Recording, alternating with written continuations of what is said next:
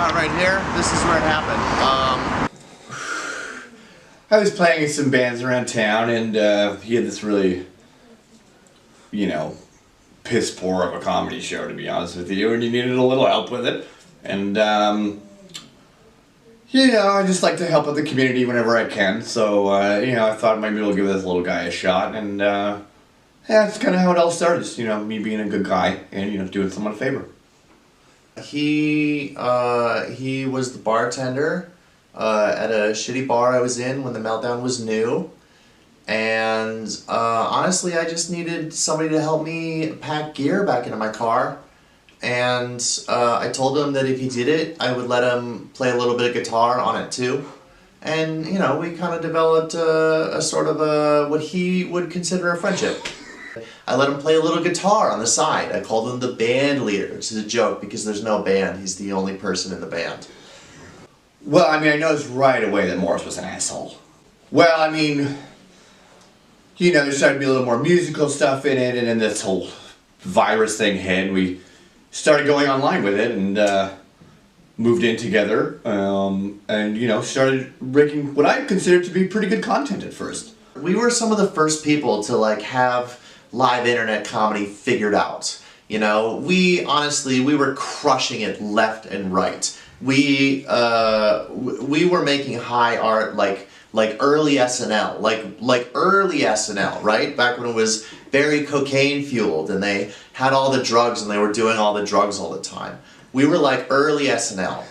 And it was really nice, just to be generating positive influence worldwide and uplifting everyone's spirits, and being the only thing that stopped them from killing themselves in a pandemic.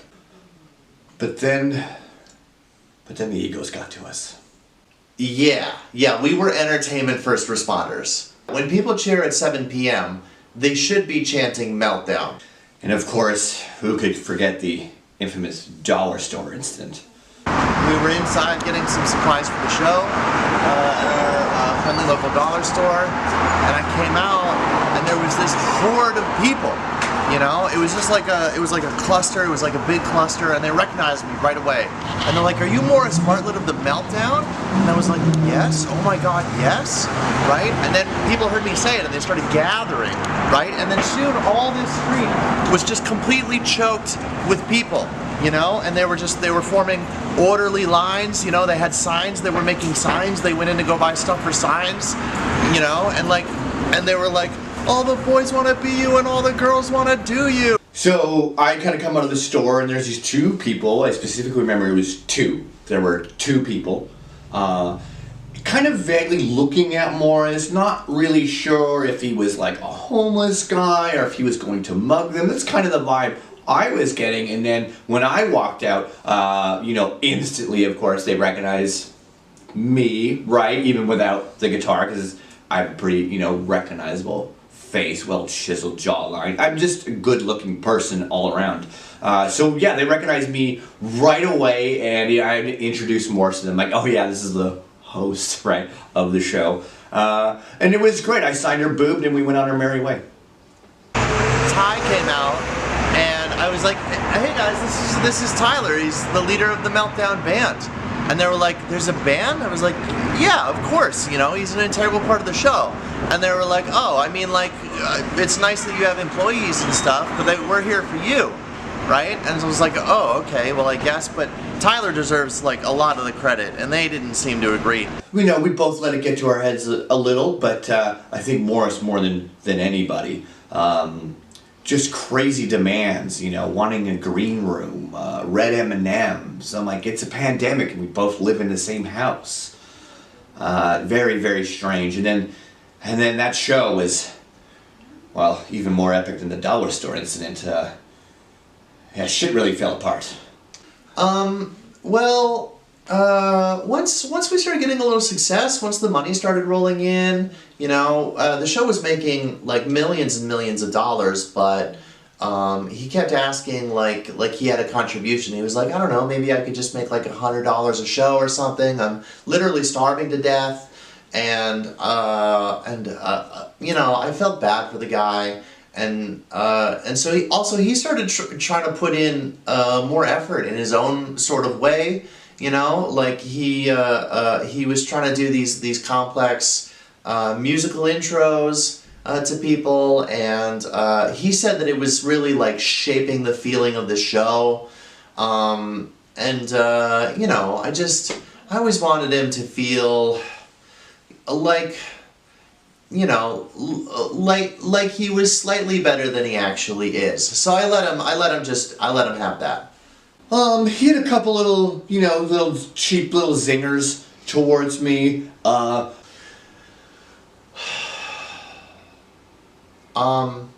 It was a regular show. We were well booked as always. I do the booking myself, so of course it was going to be incredible. But he had kind of let it get to his head a little bit, and so he was playing extra loud and extra long and drowning me out and like trying to crowd into the camera. And you know, eventually I had to start just politely just asking him, you know, could you please be a little more considerate of the show? At one point I had to physically reach over and stop him from playing his guitar so that I could finish the introduction, and he was a real prissy bitch about it. The big thing was him stopping my playing. You don't ever do that. Like, he claimed it was difficult, but I've played Guitar Hero on hard, and it only took me a couple of weeks to do, like, Through the Fire and Flames, and I don't get it. I don't care. Who really even likes music?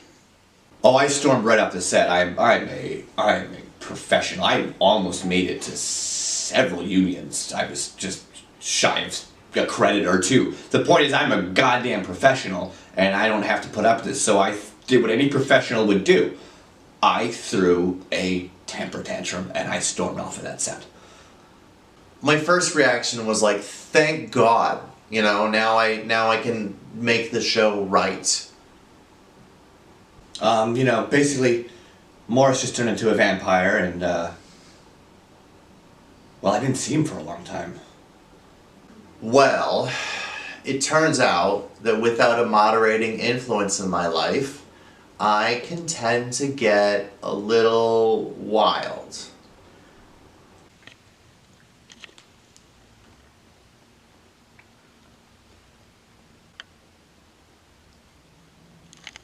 Well, it started off with marijuana, of course. But before long, you know, I was dropping Molly. You know, I was ordering up 8 balls of cocaine.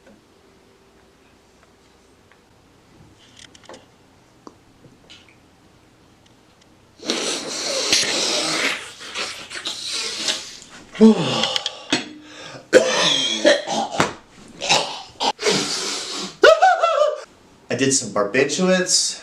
I got an old Quaalude from a museum about drugs from the 70s. 2CB, GHB, DMSO, FART, something I got off the Dallas Cowboys cheerleaders that she said she grew inside of herself. I ended up doing poppers and zoomies and ketamine, muscle relaxants and muscle stimulants and muscle growers. Tylenol 3s, Tylenol 2s, Tylenol 1s, baby Tylenol. I had an edible. I baked banana peels in the oven and scraped them and smoked them. I did the cinnamon challenge. I put paprika in my ears.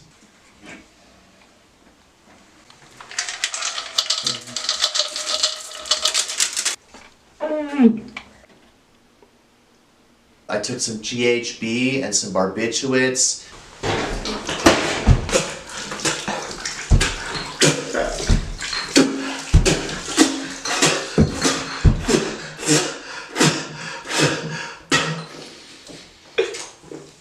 Injected Rohypnol into my nutsack.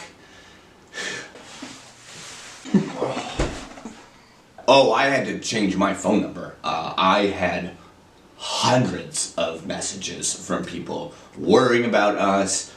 Well, I mean, after the meltdown had ended, and I had that big blow up, and standing up for myself by just walking out on his stupid face, it was quite liberating. You know, I got to do what I wanted to do, right? What was important to me. And I needed to do some work on myself. So, you know, I thought that getting into meditation was a good idea. And I did that, like, really, really well. Well, I wanted to go to Nepal, but because this whole quarantine thing, I just had to practice in our gazebo outside.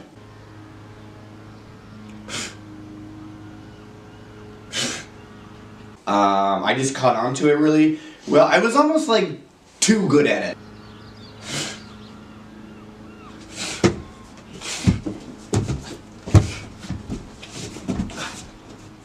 It was just really easy. It's like, oh, I was gonna sit there and not think about stuff and whoop-de-doo. But I quickly realized that I was way above Buddhism or any sort of higher power, and that's when I met my art friends. I've heard that he's started hanging out with these art people. This is called Love Poem from a cis-het white male to his cis-het white girlfriends. Oh, they are so pretentious. It is the best. I need to find another way for me to express my anger towards Morris and the Meltdown. And what better way than to judge other people's art in a medium I know nothing about. Her eyes are soft rose petals that I will conscientiously ask to kiss. Yeah, all descendants from the greats. Andy Warhol, Jack Kerouac, William Burroughs, Lou Reed's Dick. Everybody was there. It was quite the scene. Her hair is as luscious and lavish as my organically sourced wool sweater. We have a male feminist beatnik. I don't know what the hell the guy is saying ever, but I just keep, snapping my fingers because that's what everyone else is doing. Ophelia, Pandora, Calypso, you are the moonlight spilling through my window, keeping me up, thinking about consent. Right? What'd I tell you? What'd I tell you? What'd I tell you? Masterpiece. I believe it. Whew. Somebody told me that he was trying to get clean, but I don't know. I've been too busy judging people. When I hit rock bottom, I was on one of my private jets to Little St. James Island with my sapphire-encrusted slaves, and FBI fighter jets forced us down to the ground. And they were like, "We're charging you with treason." And I was like, "You're not allowed to charge me with treason. I pay for immunity." And they were like, "Your money has run out." And I was like, "Oh my God, what?" And so I did what every megastar in legal trouble does. I immediately checked myself into celebrity rehab, and I figured, I could go hang out with other degenerates like Macaulay Culkin and Taylor Swift. But I gotta be honest, mostly just Andy Dick tried to touch the inside of my butthole. Oh, my butthole! I didn't think I was ever gonna want to get the Meltdown back together, but I need money.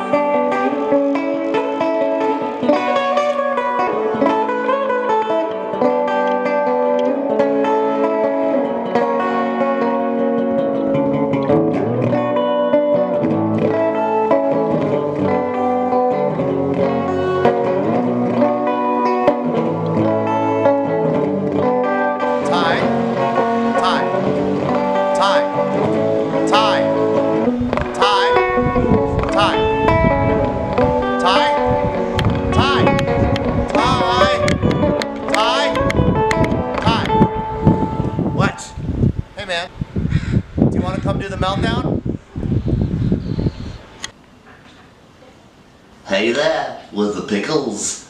You know, Ty, you had a pretty good thing going with that Morris fella. You should really consider getting back together with him. Yeah, take it from us, and especially if you're gonna do this whole rooftop rip-off us thing. You know, I think... Listen, Jingo, nobody wants to talk to you. Yeah, you should get back together with him. Just do it, Ty. Yeah, okay, fine. It's really hot up here.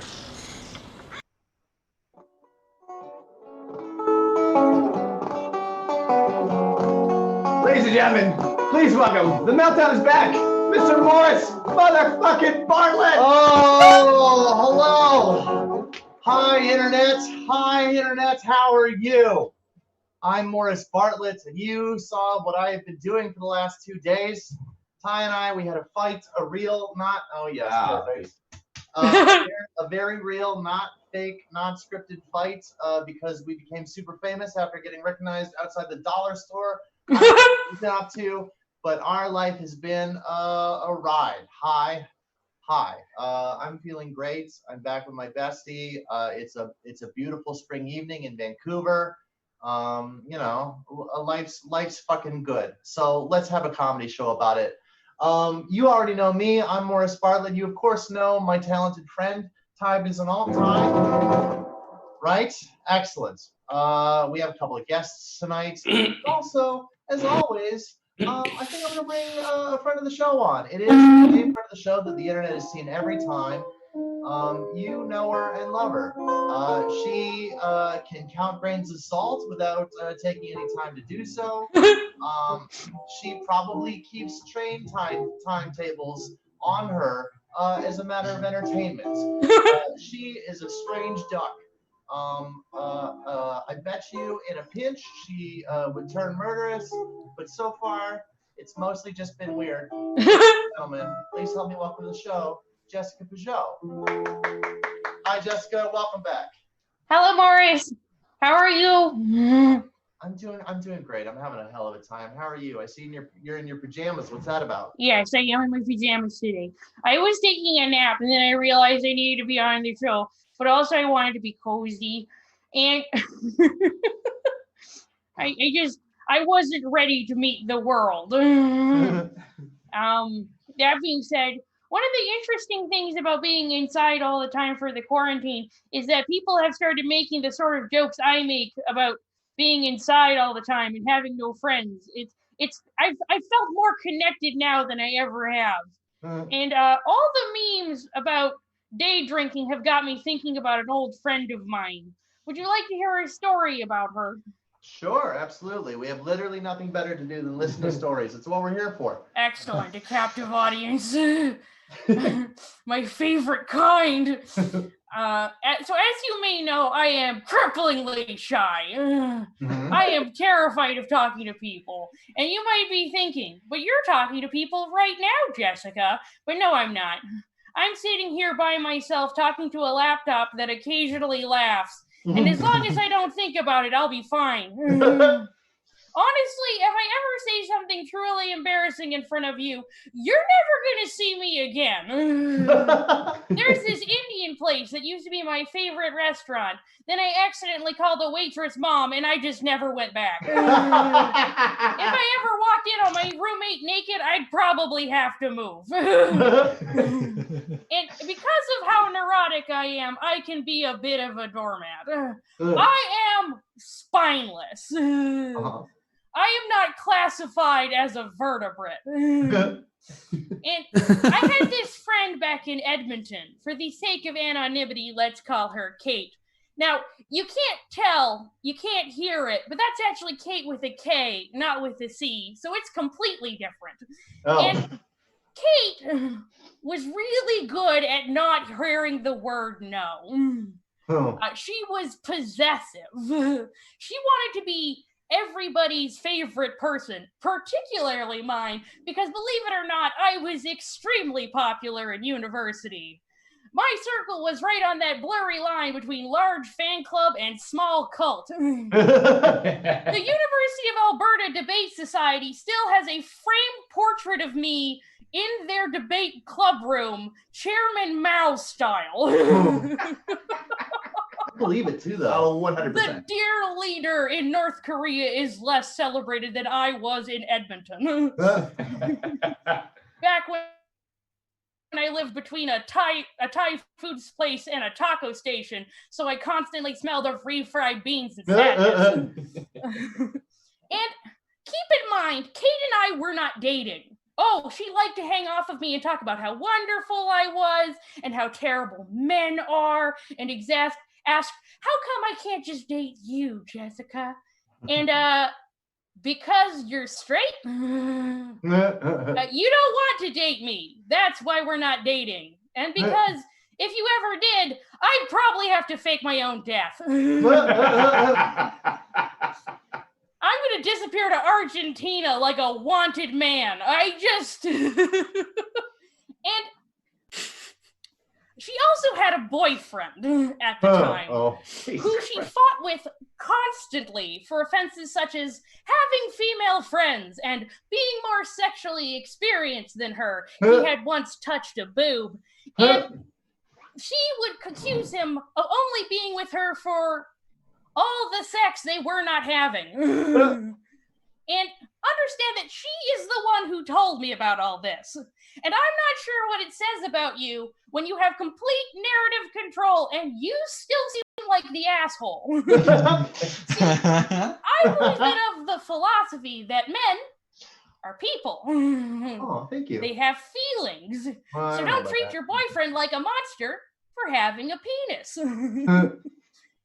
So finally, he dumps her, and she does not take it well. And I spend the next 6 months hearing all about it. February of the next year, I am helping her practice highway driving on the outskirts of town, when out of the blue, she asked me if I would like to unfriend her ex-boyfriend on Facebook. Something she had apparently asked all of their other mutual friends to do. Now, I wasn't ever close to her ex. We were not friends. But I am not participating in this kind of manipulative bullshit, so I say no. She stops the car, tells me to get out, and drives away. Leaving me stranded on the side of the road with a dead phone in the middle of the frozen Albertan tundra, which is literally how the Edmonton police used to deal with homeless people they didn't like. Oh, God. Oh, yeah, that's true. Yeah. It took me 3 hours to walk back to town. And I somehow managed not to die in any notable way. And I did not hear from her for the next month. And I'm basically fine with that. I'll forgive a lot in a friend, but negligent homicide is a little far. Eventually, I decide to remove her from Facebook. Like all my social media networks, just as a little bit of closure. And not 2 hours later, I get a message from her asking why we're not friends on Facebook anymore. God. And if we're okay. It turns out she wasn't trying to cut me out of her life. No, she was pointedly ignoring me while secretly stalking my Facebook page, waiting for me to apologize to her for her trying to kill me. Shit, man. That's fucked up. So when's the wedding? Yeah, nice. I respond, well, Kate, we haven't spoken in weeks after you abandoned me to die on the side of the highway. I'm not sure how these things are usually categorized, but you can decide for yourself how okay you think that is. She hasn't messaged me in 2 years now, and quite frankly, it's been fantastic. I don't know what she's up to nowadays, except that it's probably exactly what she was doing before the lockdown happened, namely day drinking and dating an obvious homosexual former Disney Cruise musical dancer.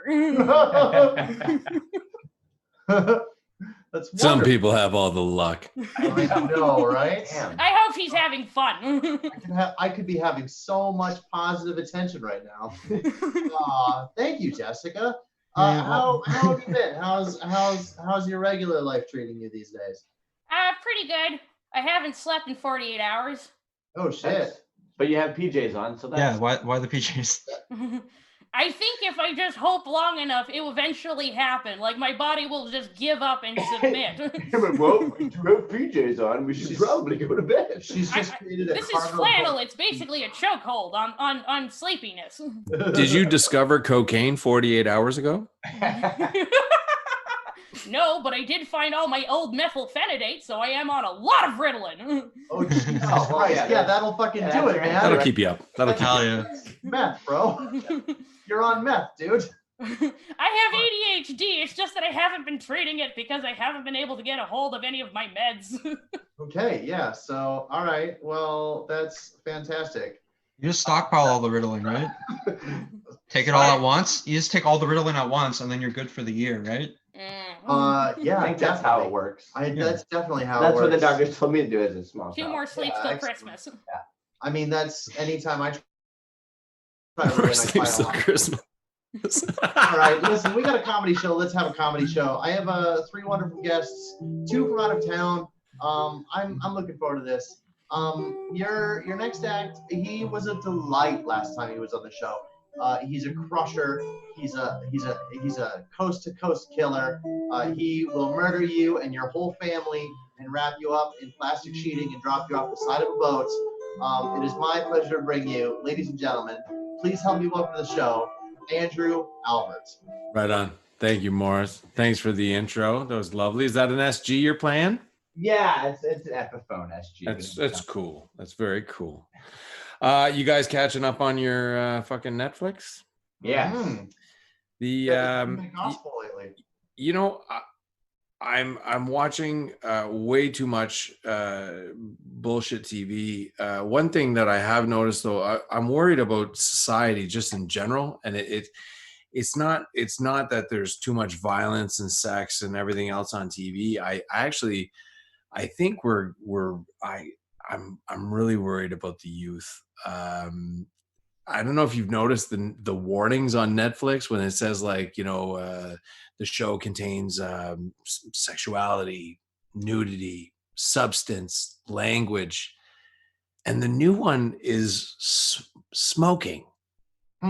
There's smoking warnings on all the movies now. Yeah. And I am a child of the fucking 70s. Do you know what our warning was when somebody was smoking? Somebody was smoking. That's what the windows came up in the car and somebody started smoking. At the dinner table, smoking just fucking happened. That's what happens. I just don't understand. It's a real pussified fucking generation that we're gonna have, and everybody's. I mean, they're gonna be allergic to murder wasps as well. That's for sure. The murder wasp apparently will attack a beehive. Did you hear about this? And bite the heads of the bees off. Yeah, that's what they do. And killer bees. If you get stung by one, it is described as getting stabbed by a hot metal pin. So no, thank you. And they said that they have to protect the hives, and what they do is they actually hire people for this with tennis rackets. Do they supply the tennis rackets? I don't. I think you have to come from Mexico with your own tennis racket. I don't know. You can't make this shit up. One thing I've been seeing going online now that 50% of the population, basically 100% of my friends, but 50% of the real population are out of work. And that's just what's going on. All the restaurants are closed. All the, the nightlife isn't happening. None of this. And I keep seeing these ads going by where you can learn to be a life coach for $25. I know. If you're unemployed, life coach shouldn't be your next job. I'm just saying. TSN has been filling their schedule with old CFL games. And which is interesting because I didn't care when they were fucking live. The porn algorithm is messing with my brain. I keep getting family porn. I don't know what I did. Everybody's getting it. I don't know where I slipped and what I touched, but it wasn't a family member. I don't know I don't know what I did to get the, you know what I mean? And it was like, dad comes in her ass. I was like, what? What have I done to deserve such a treat? It's COVID time. It's fucking all bets are off, baby. All bets are off.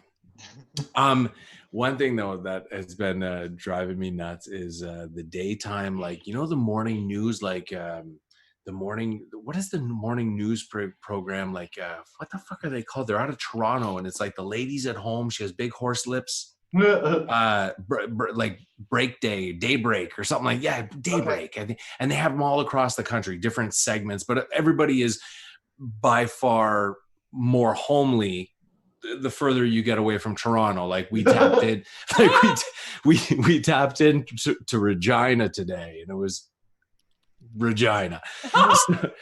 But they put a segment on which was interesting today. I watched a segment that was like how to stay sane while stuck inside, and it was great because they were like, you know what you could do? You could go outside in your backyard and put up a sheet and have a movie night right there in your backyard and pretend it's a drive-in theater. And I was thinking, yeah, provided I had a fucking backyard, right? Goddamn joke. And a projector and somebody who loves me that would want to sit there and watch a fucking movie with me. Oh my God. And they were like, turn your bedroom into a hotel room.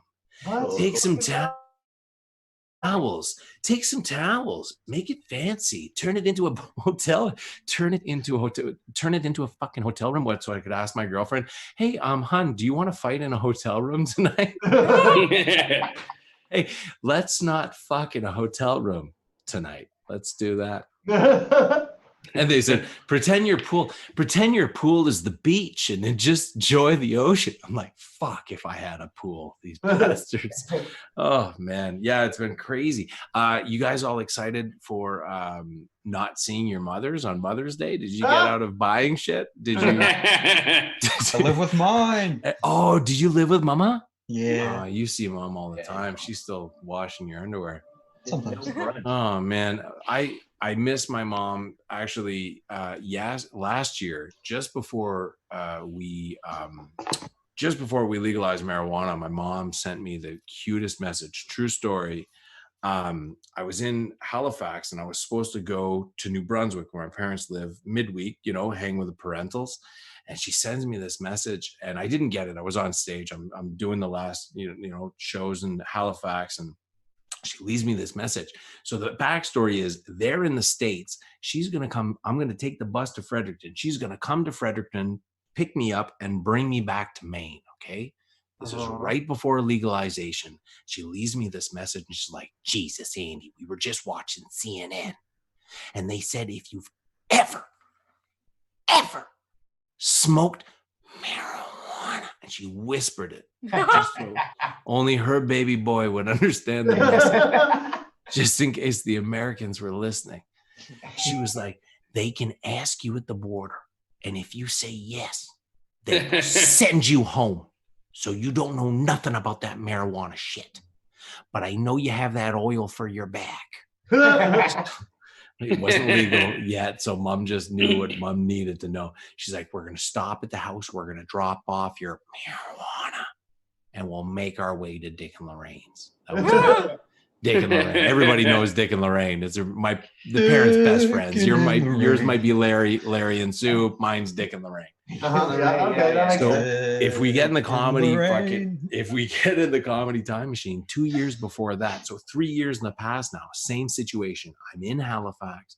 I'm doing shows. Some very special friends brought some very special brownies on the Saturday show. And if you've never had a very special brownie, what you know is you never know. I didn't eat my very special brownie because I didn't want to have one of those shows where I was like, I'm pretty sure my shoes are different sizes right now. I didn't want to fucking have that show. So the brownie goes in the cooler back to mom's house. I put the cooler on the stoop. I go back to the car to get my bag. I'm coming into the house. I swear to Christ, my 79-year-old mom exits the kitchen. She goes, I ate your brownie. Oh, no. It's like, no, you did not. And she was like, what? And I could see the chocolate on her stupid tongue. And I was like, oh my God, Mom, you just ate a pot brownie, but it's going to be okay because you just ate it. So it's going to just feel like you're in the bathtub for the next 8 hours. She was the cutest. I swear to God, my mom hit the table. And I swear to God, she was adamant. She was like, I will not let this affect me.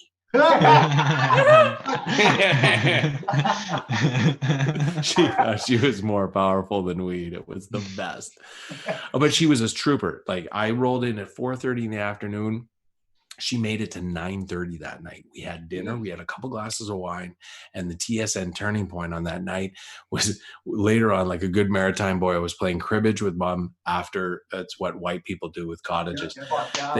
I'm playing cribbage with Mom, and she scored a 12 hand, and I watched her pick up her peg and go backwards. I was like, I'm fucking double skunking you tonight, woman. She was until the start. So, back to last year, we're in the car. She picks me up from the stupid bus station. We drop off the oil at the house, driving to Maine. The sign on the road says 7 kilometers to Holton, Maine. Okay. My mom looks at me one more time. She's adamant. She's like, you don't know nothing. If the border guard asks you, I'm not fucking driving you home. You're walking. Just like a bad friendship in Alberta, you're walking home. So she said, you know nothing about this shit. You know nothing. And I was like, Jesus, Mom, if the border guard asks about the brownie, what are you going to say? We're sitting in line. She's coming apart like a fucking drug mule, man. Because you guys are in Van, you ever watch Border Security? Like when the Asian dude is coming in with ramen packets and noodles and stuff, and there's like no ramen in there, and he's like freaking out at the fucking border. My mom's coming apart. She's like freaking out at the border. And the dude was nice enough. He was like, welcome to the United States. What do you have to declare? And my mother was like, I didn't know there was marijuana in the fucking brownies. Have a wonderful Mother's Day, everybody. Tell your mom you love her. Have a good night, guys. Thank you, Andrew. That was wonderful. Yeah. That was delightful. Honestly, this is going swimmingly. I'm having a nice time. I can see the chat's having a nice time. This is great. Okay. You've made my day. It's like my mom was actually just over here. I love my mom to pieces, but not having to do that brunch is the best news I have heard all fucking day. So thank you. Actually, my it's mom, just not safe, Mom. It's just not safe for me to take you to lunch. I go outside, but they're open. I don't know. I don't trust it. Yeah. My mother has been a wild cunt since I was 7 years old, and honestly, I'm kind of bummed out about this Mother's Day because I have gotten joy every year. And now everyone else is sharing in your shit? Out of pointedly not calling her. And now there's like an excuse to not have it do a Mother's Day thing, so it takes some of the sting out of it. So it's like when you love a band and like you're like, this is mine, right? And then like all these like fucking idiots start liking it, like all these jocks, like, God damn it. Yeah, everyone's ruining your Mother's Day, dude. That's by also not talking to them. Yeah. My high school bully is not supposed to like Frank fucking Zappa. That's just right. how it goes. Yeah. Stupid ass. Yeah. Be an overnight sensation, bro. That was a deep ass cut, dude. It's a deep cut. Okay. All right. Let's bring on another act. Your next act. He cold called me at one point. He's I'm pretty sure a human cockroach. He's wonderful. He's that level of young where he may or may not own a bed. He's hilarious though. I'm sure he's the future of the Meltdown. I enjoy him every single time he's on, but also I check my pockets for my wallet. Ladies and gentlemen, please help me welcome to the show, David Clark. Hello. How's it going? Good. Life's fucking great. How's it going with you? I'm all right. I'm doing this 30-day song challenge thing on Instagram where you upload a song for whatever the prompt is. I'm ahead of you, so it's the 7th for me now. Bad news, quarantine's still happening. And good news though, there's a polar vortex coming. So that's gonna take care of the killer hornets, I think, right? No. That's like when Germany was gonna bomb England and then the fog happened, right? Like divine intervention. It's great. Yeah, I'm doing this song thing, and the prompt for today is a song you would like to be played at your wedding. And like, I can't take things seriously, so default defense mechanism is to make a joke out of it. I'm really leaning towards Blink-182's "Stay Together for the Kids." All right, yeah. But yeah, I don't know if you guys feel like talking me out of it or have other suggestions. I don't know. Like, do you guys have any songs that you would like to be played at your wedding? I mean, I had a wedding, and What song do you have played there? get any control over what was played. But What was played? I don't know. The DJ was actually pretty good. It was, it was like most. Fucking fog hat, bro. Okay, it was definitely shit that was specifically engineered to make white people dance. Oh yeah. He was Oh, not the a- village people. He was not a white guy, and he did every song that white people are legally obligated to dance to. Just 8 hours of Cotton Eye Joe. Honestly. Listen, there was even A the little bit of chicken Cadillac dance. Ranch. We had it in the Ukrainian hall, so there was even the Oh, chicken okay. dance. It was Always fucking, the chicken it was dance. wild. It was wild, and then 6 months later we got divorced. Oh hell yeah, dude. So I went to a Polish wedding once, and my friend got so drunk there. She was telling me, like, she was swearing that she was starting to be able to understand Polish. Oh man, it was a good time. Bartender cut me off. Sorry about that. But yeah, when I was like 10, my family went to Burger King. This is back when like Burger King had like the play places in them. And my brother, who's 2 years younger than me, so he's like 7 or 8. I'm crawling into the ball pit, and I see this like 5-year-old throwing balls at my brother, who like clearly isn't enjoying it on account of the tears. So I just walk over and shove the kid, and he started crying. Yeah, as one does. I watched him cry and crawl out of the ball pit, go into the dining area, relay everything to his parents, and point at me through the window. Oh fuck, snitch. Yeah. Snitches get stitches, though, dude. Yeah. Does anyone else remember their sexual awakening? Just me? Cool. All right. I still think about that like twice a day. Once in the morning and once at night. Yeah. Yeah. Clockwork. When I wake up and go to bed. Yep. Perfect. Have you guys been watching the new Chicago Bulls documentary on Netflix? Yes. Dude. So fucking Amazing. yes. I don't It's- even it's real like good. sports, and it's great. Yeah, sports fucking suck. But yeah, I love the shit. My favorite part about it is how Michael Jordan looks like he cried 5 minutes before they started filming every episode. I was so fucking It's ready. pretty bloodshot. Like, Yeah. Like he's saying the most cutthroat shit. yeah. He's like, no, it's like he's crying about shit, but then when the cameras are rolling, he's like, no, it's fine. I don't care. It's cool. Isaiah didn't want to shake my hand after the game. It's fine. It's cool. Oh yeah, no. Oh man. I just finished the last episode where they're talking about like his gambling addiction. And like how you guys have seen the movie Like Mike, right? Yeah. When Lil Bow Wow gets his shoes and then gets zapped by the telephone line, and then he gets Michael Jordan's basketball skill. Oh, Anyway, Pretty good. I can't help but imagine gets zapped, how different that movie would be instead of basketball skill, an 8-year-old kid just got addicted to.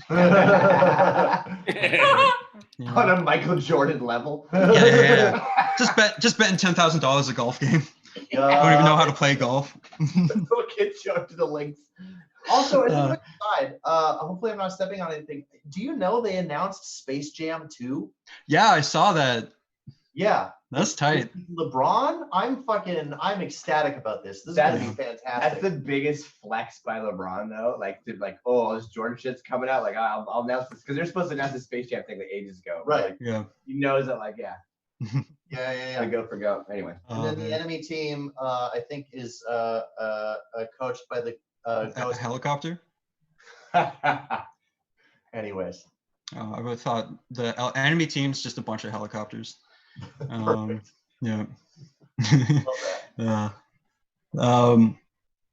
A horse walked into a bar and asked, "Do you have anything on tap?" And the bartender asked, "Why the long face?" And he's like, "I have a crippling alcohol addiction." Wait, Okay. did you just do a horse walks into a bar joke? Yeah. Oh, God damn. The new comedy. Yeah, It's dude. the Yeah. new. And like, It was not like- even, It's The the new new comedy is the normal. old comedy. I'd love to walk into a bar. Way to fucking bring that up. And then- Fuck. Like, weird. It's gonna make me to drink inside and try to forget about it. crime. A man walks into a bar. Good stuff. And anyone here have or thinking about having children? I'm considering it, yeah. We're just like taking one. You know, if it behooves you to. Be kind of hard to get one outside right now. Like you definitely have to B&E, but you know.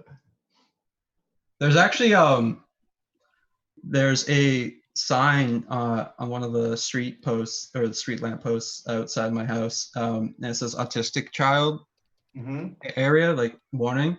And it's fun because every day I get to do like my own little game of Where's Waldo and try to figure out which one's the autistic kid. It's been pretty slow since quarantine, but you know.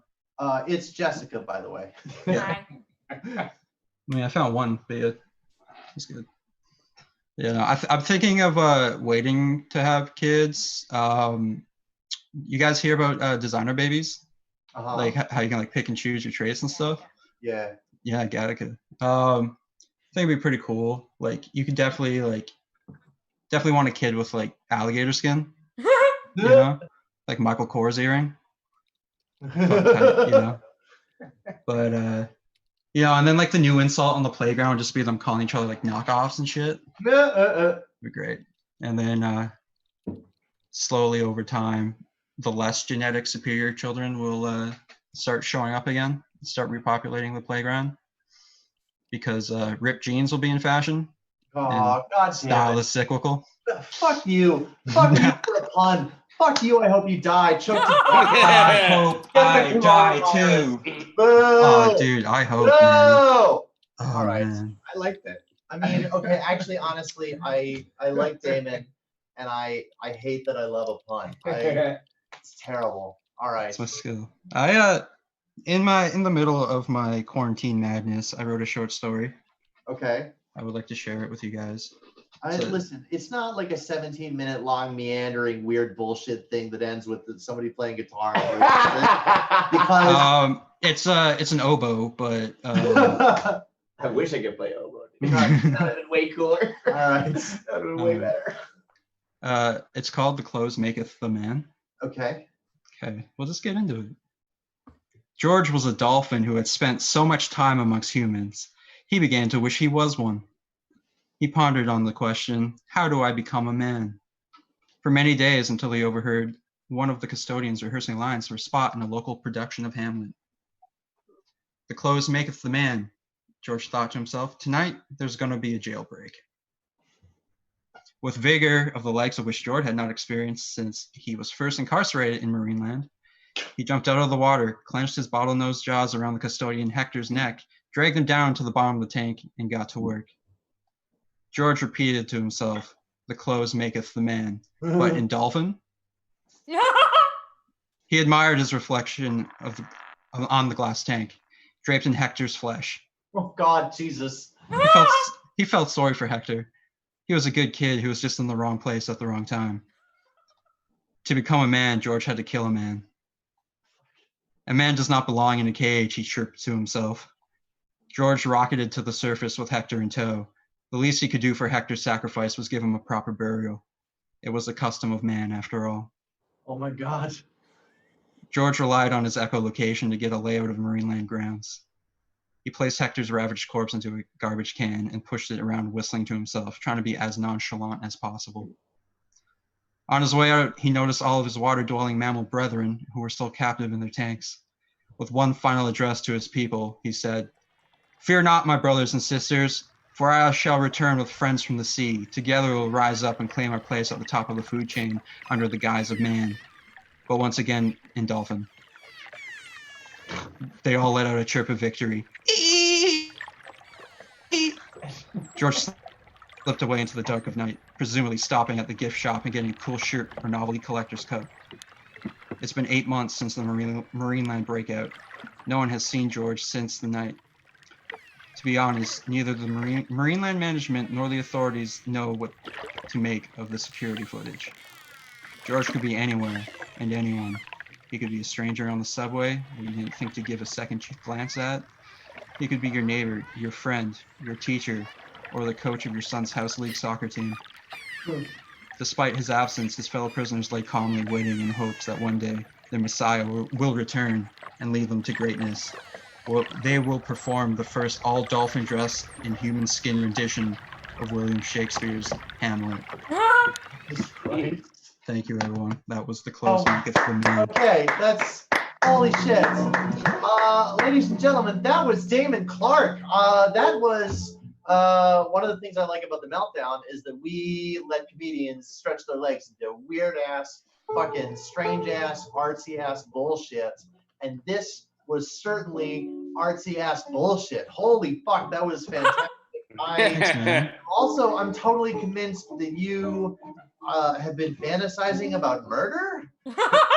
I could be a dolphin. I feel like the authorities should check underneath your bed and in your closet and your scrapbooks. For sure. Yeah, I'm not saying they shouldn't. With like a bunch of cutout pictures of people with the eyes fucking scratched out with it. Yeah. I love collecting murderers. That's one of my favorite things to do on the show. Speaking of murderers, Like murders were your trophies. a fucking killer. He's one of the global elites. He's been weathering all this in some sort of underwater bunker, I believe, possibly a floating balloon up in the sky. He's delightfully hilarious. You might know him from touring fringe festivals all over the entire planet, or from faking an Australian accent, or from his various TV and movie work. It is my pleasure to bring to you, everyone, please give a little love to Byron Bertram. Yay! Hello, fellow comedians, masturbatorium of fucking Let's Kill Some Time. And oh my God, this is. There's actually some audience. They're even chatting about us. Oh, that's great. Oh my God. Woo! Fucking, this Somebody is exciting. named The Aesthetic is actually leading right now. Oh, that's great. Yeah. I don't know. Are they watching? Is everybody watching this on the 5G network here? Yeah, probably. I don't know. I mean, just keep hearing about all this 5G. All the right-leaning people and friends I know, they're all like, 5G, Byron, wake up, 5G. I'm like, okay, fucking what? It's horrible. And I'm like, fuck it.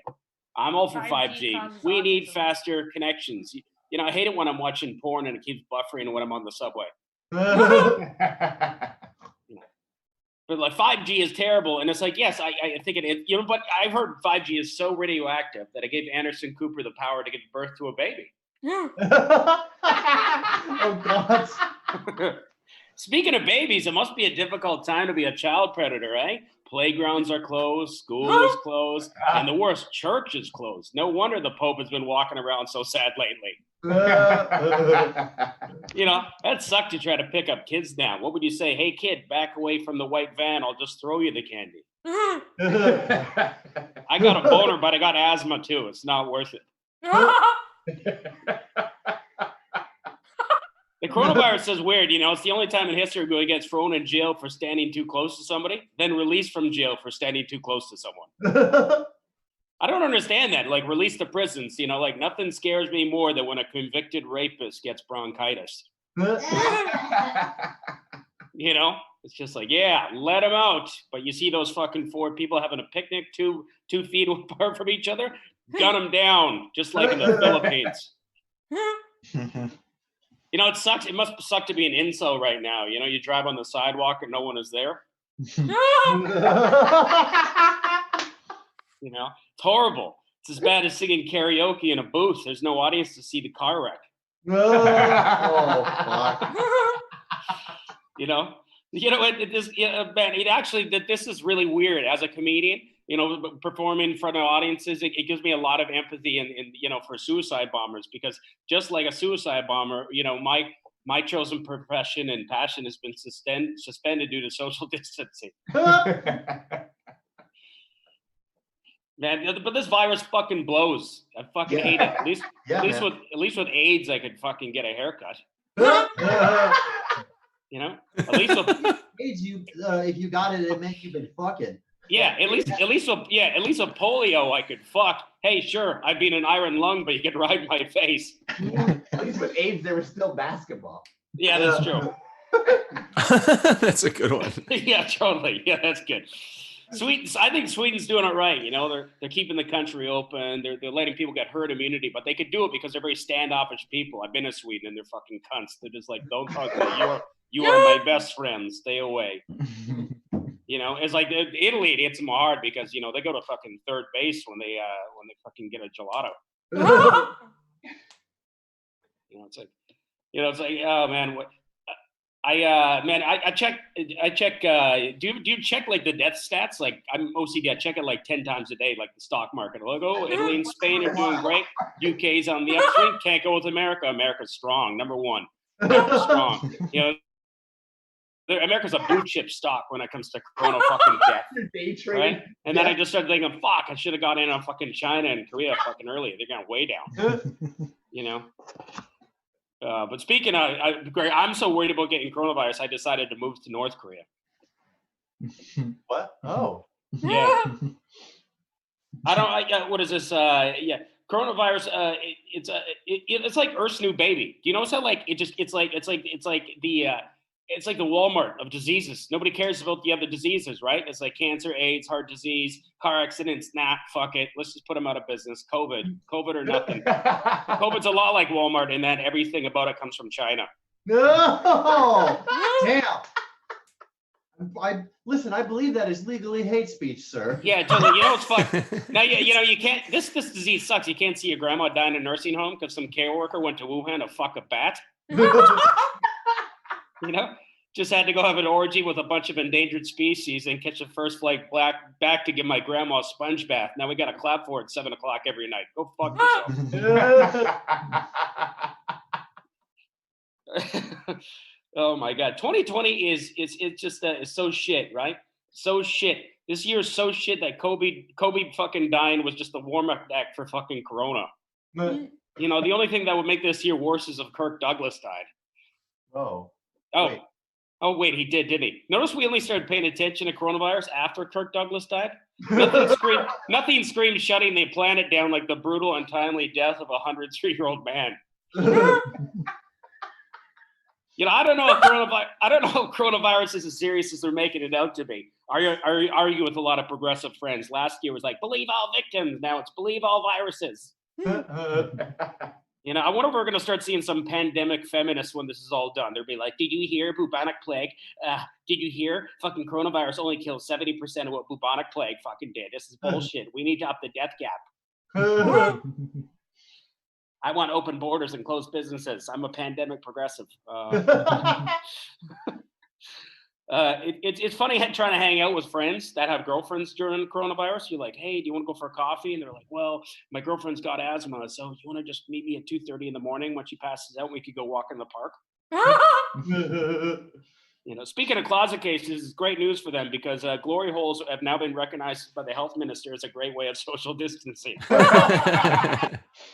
Definitely an essential service. Yeah, totally. You know, I don't know about you, but I get very offended when I see a white person wearing a mask. You know, I just think it's cultural appropriation for Asians. I think the face mask is this year's blackface.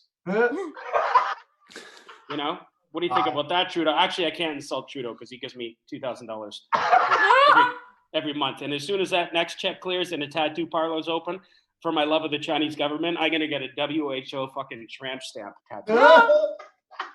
You know, I gotta show my love for the Chinese government because I'm recording this on my new Huawei phone. Jesus Christ. Yeah. Fuck, man, it's so hard dating right now. Remember when you were worried if a guy had an STD? Now you're just worried if he's got fucking hay fever. You bring a girl home, you're like, don't worry, baby, I'll rub hand sanitizer on my cock and I promise I'll wear a mask when I raw dog it.